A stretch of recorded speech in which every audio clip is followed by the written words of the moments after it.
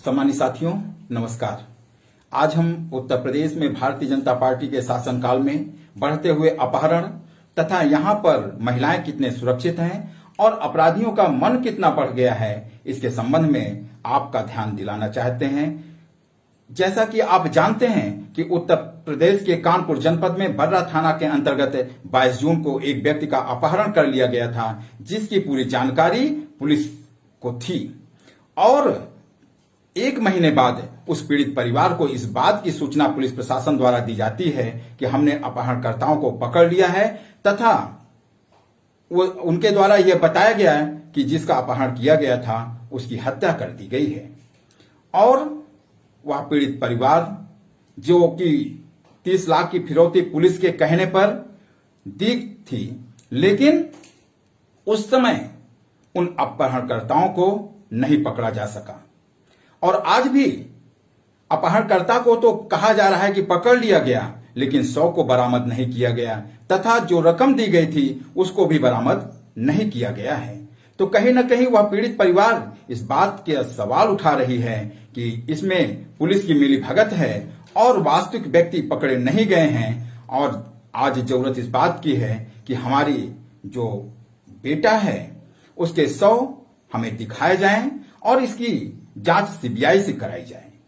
शासन द्वारा 11 पुलिसकर्मियों को सस्पेंड कर दिया गया तथा उसकी जांच के लिए एक अधिकारी की नियुक्ति कर दी गई है। लेकिन पीड़ित परिवार जहां सीबीआई की जांच की मांग कर रही है, तो जन अधिकार पार्टी भी उस पीड़ित परिवार की इस मांग का समर्थन करती है कि जांच वास्तव में सीबीआई से करानी चाहिए, क्योंकि पूरी घटना 1 महीने जो कि बराबर वह पीड़ित परिवार जो अपहरणकर्ता थे उनके संपर्क में मोबाइल द्वारा थे और करीब 26 बार फोन किया गया, लेकिन पुलिस की लापरवाही यह थी कि मोबाइल नंबर सर्विलांस पर नहीं लगाया गया और उनको जल्द से जल्द पकड़ा नहीं जा सका। फिरौती की रकम जिस दिन दी गई उस दिन भी नहीं पकड़ा जा सका। तो कहीं न कहीं ये दिखाई पड़ता है कि इसमें पुलिस की भूमिका संदिग्ध है और पुलिस का निलंबन करना ही पर्याप्त नहीं होता है।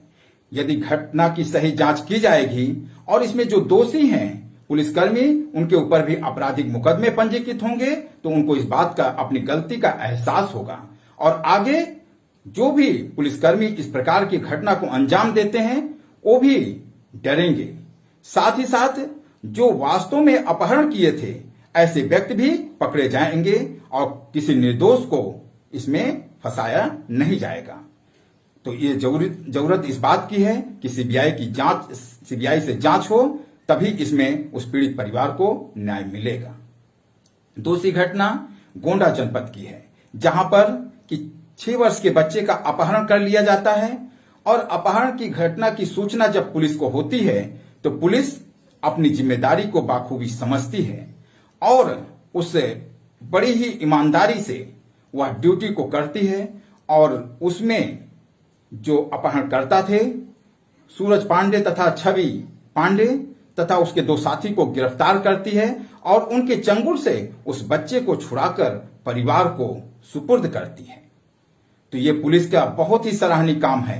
यदि पुलिस अपनी ड्यूटी इतनी मुस्तैदी से करेगी तो कोई भी सरकार हो, ये चाहे भारतीय जनता पार्टी की सरकार हो या अन्य कोई सरकार बने, तो निश्चित है कि कानून व्यवस्था दुरुस्त रहेगा, अपराधियों पर अंकुश लगेगा।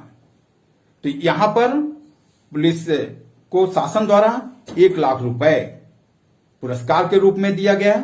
हमारे जन अधिकार पार्टी के राष्ट्रीय अध्यक्ष माननीय बाबू सिंह कुशवाहा जी पुलिस के इस कर्तव्यनिष्ठता तथा ईमानदारी से किए गए काम की बहुत सराहना करते हैं, बहुत प्रशंसा करते हैं और ऐसे पुलिसकर्मियों को बहुत साधुवाद है।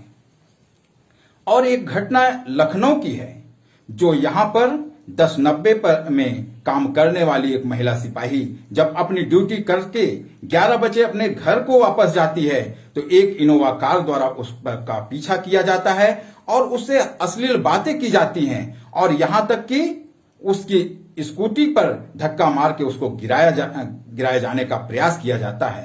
तो वह महिला लगातार अपनी स्कूटी को तेज करते हुए भागती है और डालीबाग के पास एक पुलिस बूथ के सामने रुकती है जहां कुछ पुलिसकर्मी रहते हैं, तब उसको थोड़ा चैन आता है, थोड़ी उसकी साहस बनती है और अपराधी जो उसका पीछा कर रहे थे इनोवा कार से, वो भी वहां से भाग जाते हैं। इस घटना की सूचना वह गौतमपल्ली थाने में दर्ज कराती है, कार नंबर दर्ज कराती है, इनोवा गाड़ी बताती है, लेकिन आज घटना कल की है, लेकिन अभी तक अपराधी पकड़े नहीं गए हैं। तो इस तत्काल ऐसे अपराधियों को पकड़ना चाहिए और उनको खिलाफ कार्रवाई होनी चाहिए।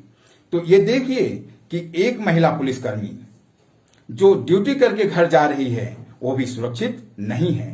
तो यहां पर लगातार इस प्रकार के अपराध बढ़ते जा रहे हैं। कहीं ना कहीं इस प्रकार की घटनाएं करने वाले अपराधियों का मनोबल बढ़ता जा रहा है, उनको कानून का भय नहीं है, इसलिए वह ऐसे घटनाओं को करने की हिम्मत करते हैं। तो जरूरत इस बात की है कि जो पुलिस की ड्यूटी यहां पर इतने लंबे जो 5 किलोमीटर का एरिया था उसमें और कहीं पुलिस दिखाई नहीं पड़ी, यदि रहती तो निश्चित है उस महिला कर्मी को कहीं पहले रुक जाती और अपराधियों को उसी समय पकड़ने का भी प्रयास किया गया होता। और अपराधी का जहां तक मनोबल की बात है, अपराध करने की बात है, वह लगातार अपराध प्रदेश में सभी जनपदों में करते आ रहे हैं।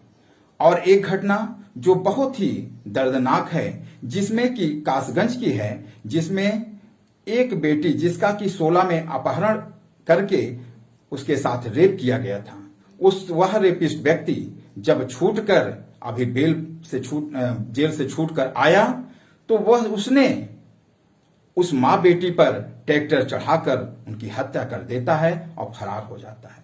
बताइए कि आज इतना इन अपराधियों का मनोबल बढ़ गया है। और दूसरी ओर अभी बलिया जेल के एक वीडियो वायरल हुआ है जहां पर अपराधी ही बंदी रहते हैं, लेकिन वहां पर भी एक बंदी को 3 लोग मिलकर पिटाई कर रहे हैं। इस प्रकार में जेल में भी ऐसी घटनाएं हो रही हैं। तो आप देख सकते हैं कि ना तो बाहर और ना जेल में लोग सुरक्षित अपने को महसूस कर रहे हैं। और सुल्तानपुर की घटना है जहां पर एक दलित व्यक्ति को पीट कर मार दिया जाता है। और वहीं दूसरी घटना सुल्तानपुर की जयसिंहपुर की है जहां हरिप्रसाद जायसवाल को कुछ दबंगों ने सरेआम गोली मार देते हैं और गोली मारकर फरार हो जाते हैं, जिसकी तहरीर पुलिस थाने में दी गई है, लेकिन उन दबंगों की अभी तक गिरफ्तारी नहीं हो पाई है। तो देखिए आज प्रदेश में किस प्रकार की अराजकता है। जहां तक भारतीय जनता पार्टी की सवाल है, यहां पर जो इनके मंत्री हैं वो लोग बराबर यहां पर वर्चुअल रैली करने में व्यस्त हैं। माननीय मुख्यमंत्री जी जो कि कोरोना जैसी वैश्विक महामारी तथा अन्य काम जो करते हुए दिखाई पड़ते हैं कि किया जा रहा है, वह जो दोषी कर्मी होते हैं उनको निलंबित करते हैं, लेकिन कानून का राज स्थापित नहीं कर पा रहे हैं, इसमें वो फेल हो रहे हैं।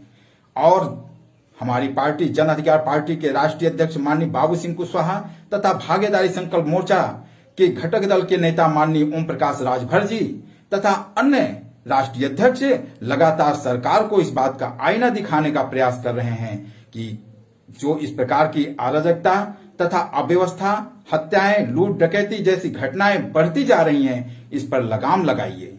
माननीय ओम प्रकाश राजभर जी जब मंत्री थे उस समय भी सदन में तथा बाहर भी इस बात को लेकर मांग करते रहे कि अपराध बढ़ता जा रहा है। मुख्यमंत्री जी से बराबर कहते आए कि इन अपराध पर अंकुश लगाइए, यहाँ पर दलित पिछड़ों का भी उत्पीड़न हो रहा है, अल्पसंख्यकों का उत्पीड़न हो रहा है, इस पर अंकुश लगाइए। यहाँ पर हमारी बेटियां, हमारी बहनें, हमारी माताएं सुरक्षित नहीं हैं, लगातार उन पर भी घटनाएं घट रही हैं, इन सब पर अंकुश लगाना चाहिए। लेकिन सरकार उस समय भी ध्यान नहीं दी।